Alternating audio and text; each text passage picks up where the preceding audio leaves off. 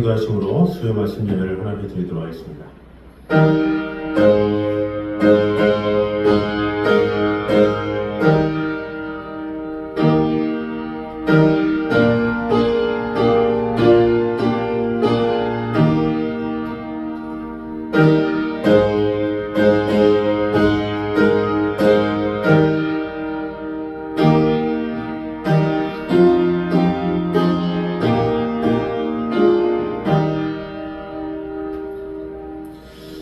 하나님의 약속은 얼마든지 그리스도 안에서 예가 되니 그런즉 그로 말미암아 우리가 아멘하여 하나님께 영광을 돌리게 되느니라. 아버지 하나님, 우리에게 약속을 주시고 그 약속은 아버지 하나님의 뜻 안에서 온전히 성취되게 하시고 또 그로 말미암아 우리에게 귀한 은혜와 축복을 주신 주님의 은혜를 찬양합니다. 우리를 인치시고 보증으로 우리 마음에 성령을 주신 주님의 은혜를 찬양하며 오늘도 주님만을 예배하며 주님만을 바라보는 귀한 시간 되게 하여 주시옵소서. 예수님의 이름으로 기도드립니다. 아멘. 우리 찬송가 321장 찬양하도록 하겠습니다.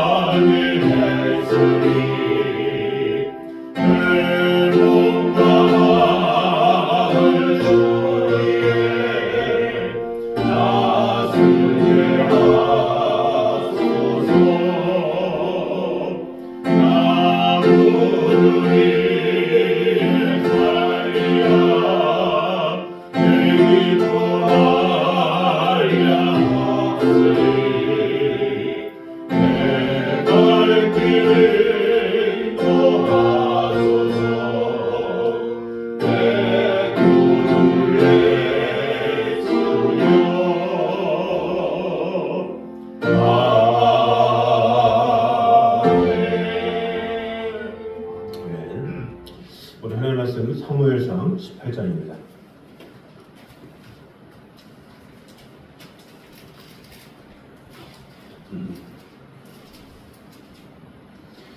사무엘상 18장 20절에서 30절까지 말씀입니다.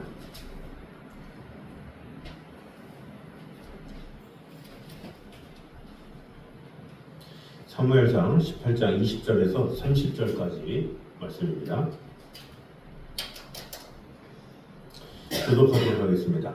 사울의 딸 미갈이 다윗을 사랑하며 어떤 사람이 사울에게 알린지라 사울이 그 일을 좋게 여겨 스스로 이르되 내가 딸을 그에게 주어서 그에게 올무가 되게 하고 브레셋 사람들의 손으로 그를 치게 하리라고.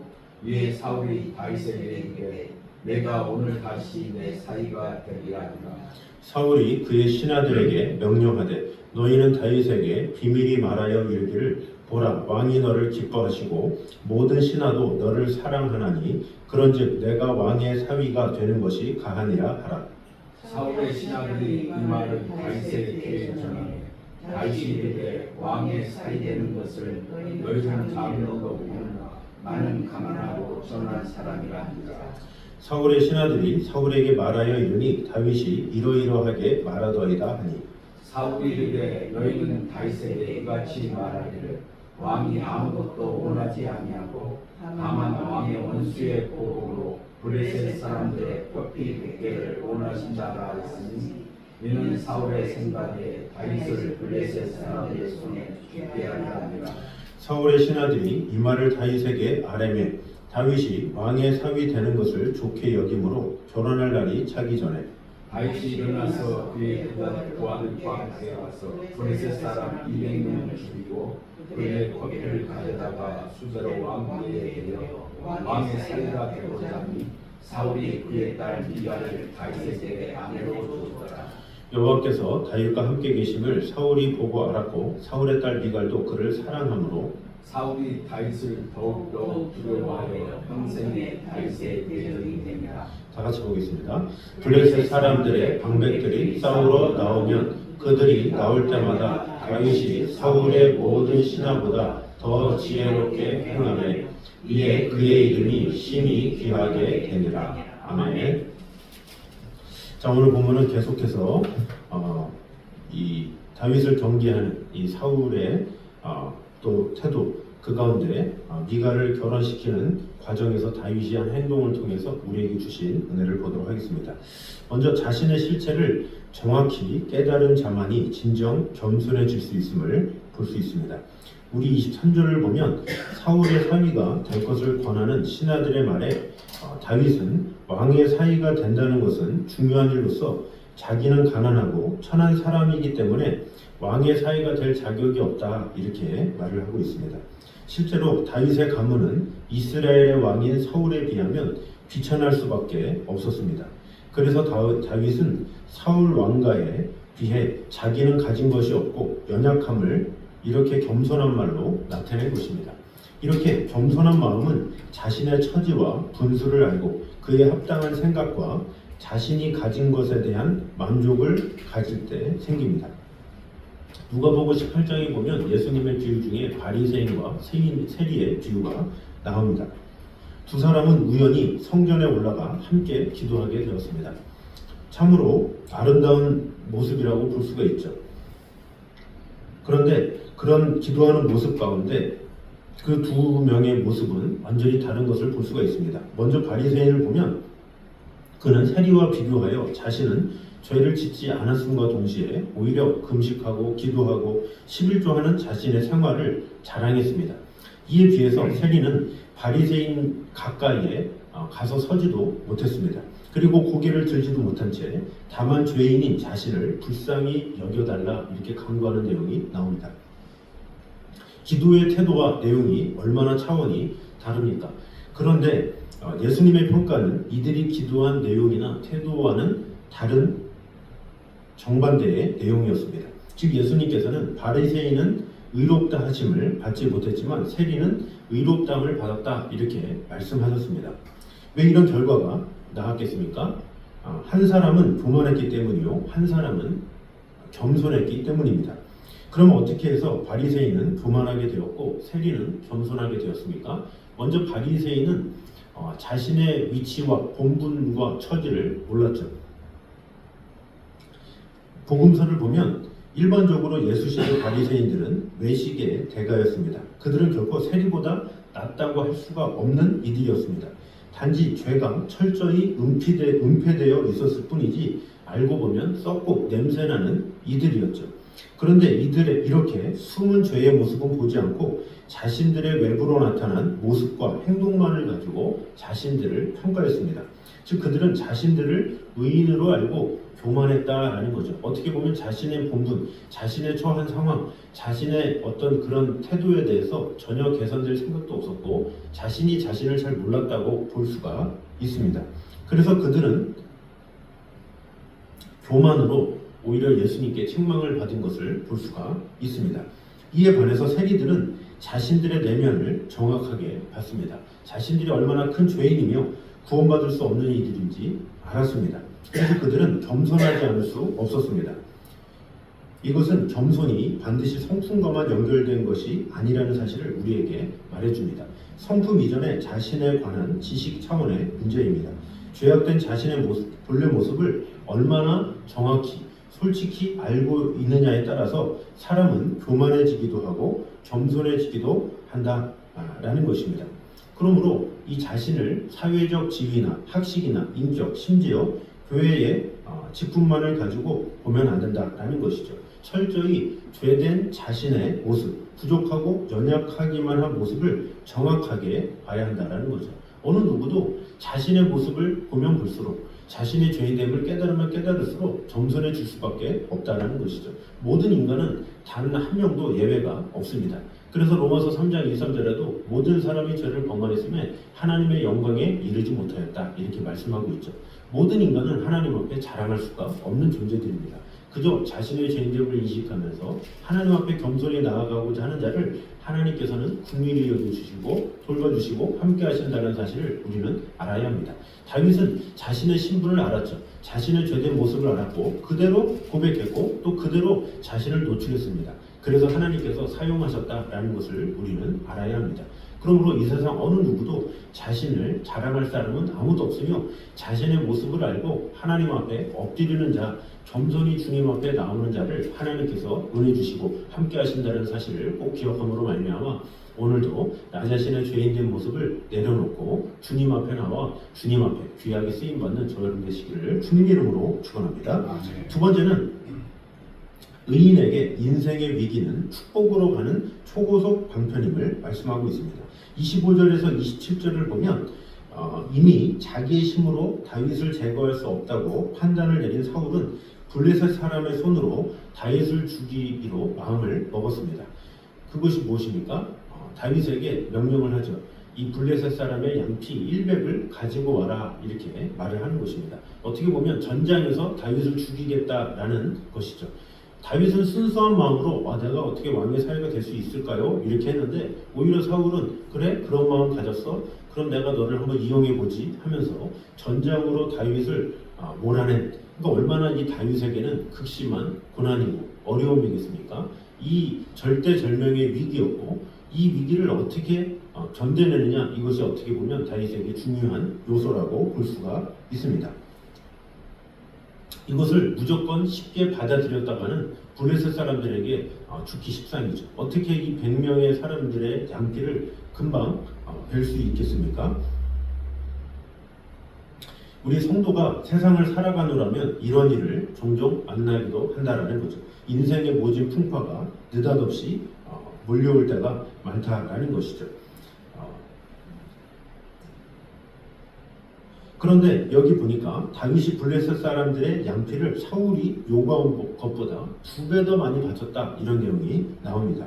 물론 본문의 다윗이 어떤 방법으로 블레셋 사람들의 양피를 200개나 가지고 왔을까? 그것은 어디 주석이나 어느 성경도 밝히진 않지만 성경은 이와 같이 결정적인 일들이 어떻게 이루어지는지 침묵하는 경우가 종종 있습니다. 하지만 그것이 어떤 과정을 거치든 어떤 우여곡절을 거치게 되든 바로 의인 앞에 불어닥친 풍랑은 의인을 집어삼키지 못할 뿐만 아니라 오히려 의인이 걸어가야 할 믿음의 행복, 축복의 행보를 초고속으로 이끌어주는 방편이 된다는 거죠. 다윗에게 있어서는 극심한 고난의 상황이었고 시험에 위치였지만 그러나 그것을 극복했을 때 결국에는 이 미가를 얻게 되고 또 명예를 얻게 되고 또 백성들의 칭송을 얻게 되는 그런 결과가 오게 되었습니다. 마찬가지로 우리는 흔히 위기를 만날 때 이것이 인생의 마지막이구나 라고 좌절하기 쉽습니다. 이런 때는 하나님만을 믿고 신실하게 살아온 나에게 어떻게 이러실 수 있는가 이런 생각이 들 때도 있죠. 하지만 우리가 분명히 알아야 할 것은 그러한 위기가 결코 하나님께서 우리를 망하게 하시기 위해 주시는 것이 아니다라는 사실을 알아야 합니다. 사실 다윗이 얻은 것이 왕의 사위 자리뿐이겠습니까? 당시 블레셋 사람들을 제어한다 했다라는 것은 무엇입니까? 그만큼 다윗이 왕의 자질 그리고 재능, 자격이 있다라는 사실을 의미했죠. 어떻게 보면 사울의 이 시험을 이김으로 말미암아 다윗이 이 상황을 통해서 백성들에게 크게 칭송받게 되는, 더욱더 다윗의 힘이 굳건해지는 그런 결과가 오게 되었다는 것을 볼 수가 있습니다. 당시 사울은 블레셋에게 쩔쩔매는 상황이었죠. 그러나 다윗은 이 블레셋 사람들의 양피 200을 가지고 올 정도로 엄청난 용사였다라는 사실을 보여주게 됨으로 말미암아 이 백성들의 마음이 어디로 향하겠습니까? 사울보다는 당연히 다윗에게 향할 수밖에 없겠죠. 그래서 다윗을 더욱 필요로 하고 사랑하며 왕으로서 인정하지 않을 수 없게 되었다라는 것입니다. 이런 본문을 대하면서 하나님께서 의인에게 주시는 고난은 항상 믿음과 축복의 진보를 위한 거대한 방편이요 에너지임을 잊지 말아야 합니다.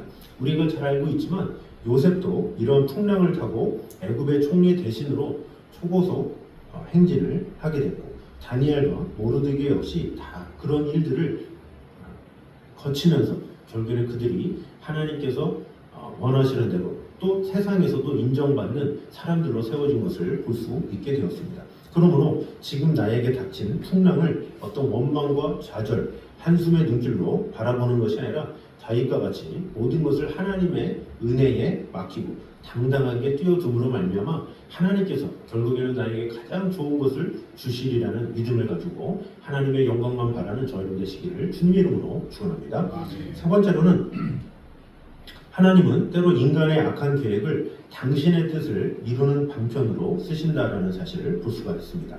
25절을 보면 이렇게 기록되었습니다. 사울이 이르되 너희는 다윗에게 이같이 말하기를 왕이 아무것도 원하지 아니하고 다만 왕의 원수의 보복으로 블레셋 사람들의 포피 100개를 원하신다 하라 하였으니 이는 사울의 생각에 다윗을 블레셋 사람들의 손에 죽게 하리라 함이라 이렇게 말씀하고 있습니다. 왕이 아무것도 원하지 않고 양피 100을 원한다. 사실 엄청난 고난이고 또 말도 안 되는 그런 일이라고 볼 수가 있죠.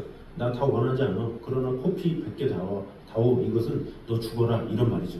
그럼에도 불구하고 이 다윗은 이런 사울의 악한 계획이 있었지만 하나님께서는 오히려 다윗의 용맹함을 블레셋과 온 이스라엘에게 알려서 모든 백성들에게 인정받도록 하시고 후에 왕이 될 사람으로서 명성을 쌓게 하시는 당신의 뜻을 이루셨다라는 것을 알 수가 있습니다.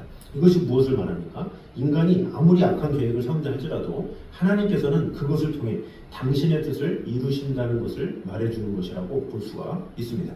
인간은 본성적으로 악한 존재이기 때문에 하나님의 뜻을 거스르는 악한 계획을 할 수밖에 없습니다. 그러나 하나님께서는 이러한 인간의 악까지도 당신의 섭리를 이루는데 사용하십니다. 물론 이 말이 하나님께서 인간에게 악을 행하도록 권장하신다 이런 뜻은 아닙니다. 단지 인간의 악한 계획까지도 당신의 주권 아래서 잠시 묵과하심으로 당신의 뜻을 이루신다라는 것이죠. 요셉 같은 경우 어떻겠습니까? 그 형들이 그를 애굽에 팔아넘겼죠.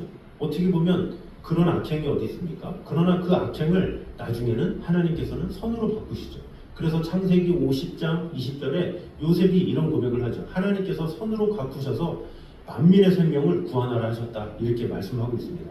당장에는 인간의 생각으로, 인간의 계획으로 어떤 특정 인물을 몰살시키고 멸망시키려 하지만 그러나 하나님은 선하셔서 그 모든 과정까지도 함께 하셔서 결국에는 선을 이루신다라는 것을 알아야 합니다.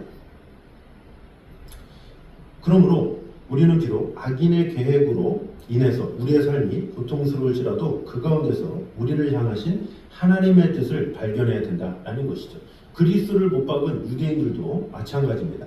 하나님께서 심히 없으셔서 당신의 아들을 십자가에 못 박으려는 유대인들을 묵과하신 것이 아닙니다.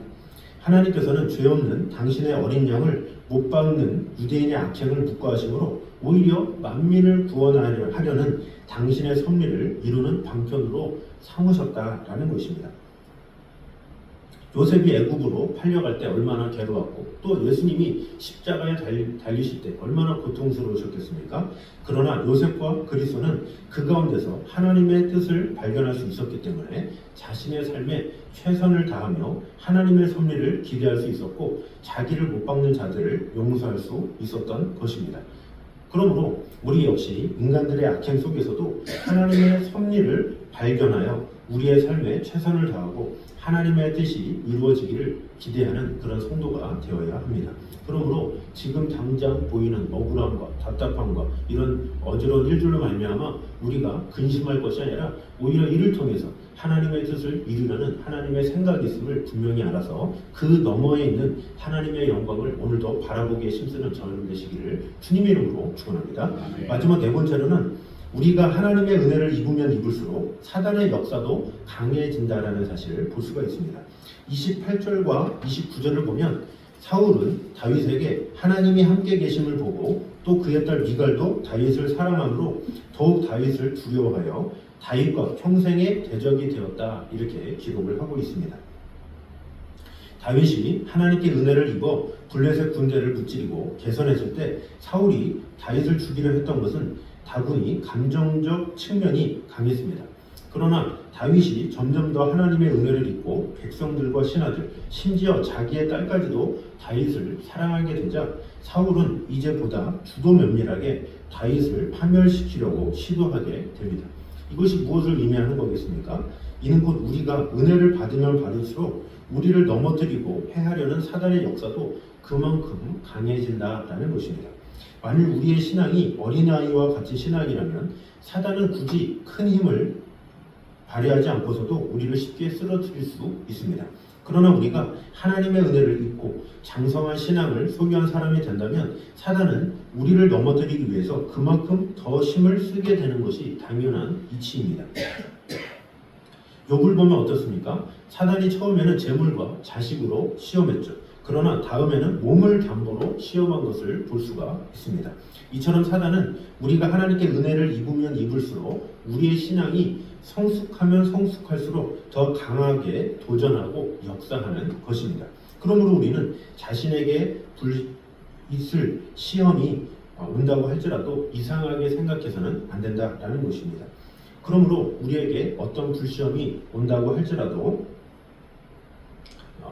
이것이 나를 공격하고 어려움을 주고 이렇게 생각할 것이 아니라 오히려 반대로 나의 믿음이 성장하고 하나님의 확실한 사랑을 받을 수 있는 기회다 이렇게 믿고 나아가는 것, 그런 태도가 필요하다라는 것입니다.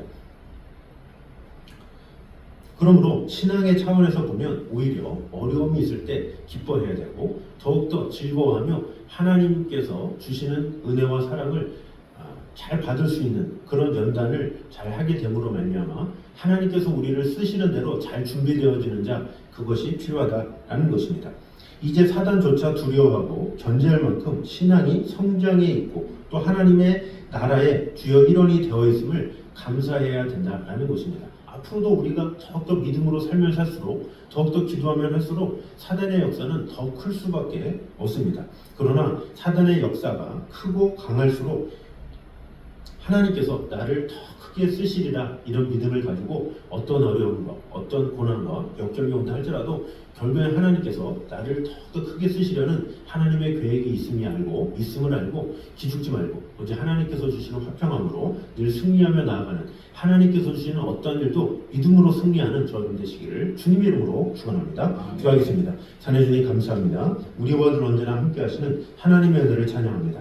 자신의 실체를 정확히 깨달은 자만이 진정 겸손할 수 있음을 오늘 보게 되었습니다.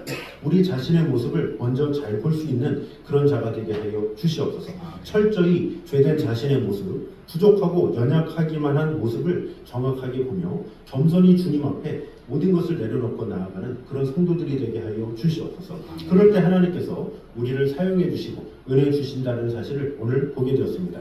철저하게 죄된 자신의 모습을 돌아보며 아버지 하나님께 크게 쓰임받는 성도들 되게 하여 주시옵소서. 또한 의인에게 있어서 인생의 위기는 오히려 축복으로 가는 초고속 방편임을 꼭 기억할 수 있도록 인도하여 주시옵소서. 지금 당장 보기에는 이해할 수 없는 어려움이 있다 할지라도 오히려 이 어려움을 통해서 더 크게 쓰임을 받을 수 있는 기회가 있다는 사실을 꼭 기억함으로 말미암아 지금 당장 내 앞에 있는 어려움을 어려움으로 생각하지 아니하고 오히려 이를 통해서 내가 더욱더 성장케 된다라는 믿음을 가지는 성도들이 되게 하여 주시옵소서. 또한 하나님은 때로 인간의 악한 계획을 당신의 뜻을 이루는 방편으로 쓰신다는 사실을 오늘 보게 되었습니다. 인간의 여러 가지 악한 계획들, 악한 일들이 많이 있습니다. 그러나 이 모든 것들도 하나님을 사랑하는 자, 곧 그 뜻대로 부르심을 입은 자들에게는 모든 것이 합력하여 선을 이루신다라는 그 약속의 말씀을 우리가 분명히 믿고 하나님께서 주시는 어떠한 고난 가운데서도 어려움 가운데서도 하나님의 뜻을 먼저 발견하며 나아가는 성도들이 되게 하여 주시옵소서. 또한 우리가 하나님의 은혜를 입으면 입을수록 사단의 역사도 강해질 수밖에 없음을 오늘 보게 되었습니다. 그러나 우리가 그런 사단의 역사가 강하면 강할수록 하나님 나라의 주요 일원이 되었다, 또 하나님의 귀한 사명자다라는 사실을 꼭 깨달음으로 말미암아 사단의 역사가 크고 강할수록 더욱더 확신 가지고 그리스도의 제자로서 믿음으로 살아가는 성도들이 되게 하여 주시옵소서. 예수님의 이름으로 기도드립니다. 아멘. 우리 찬송가 484장 찬양하도록 하겠습니다.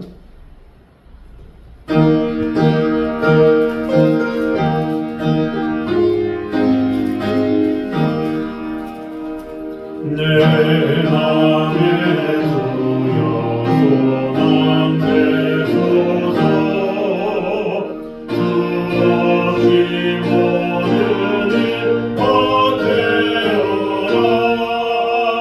밤에 날아내라 주님 생각. 잘 때가 될 때 함께하소서. 지혜의 주여 말씀 들어서 언제나 계시소서. 주는 내 아버지 나는 아들 주 안에 내가 늘 함께하네. 세상의 영광 안 돌려도 언제나 주님은 나의 길이요. 주님만 내 맘에 계시오니. 영원한 주님 찬미하셔라. 영원한 주님 내 승리의 주. 하늘의 기쁨을 주옵소서. 어떤 고난이 닥쳐와도 예수여 소망 되소서.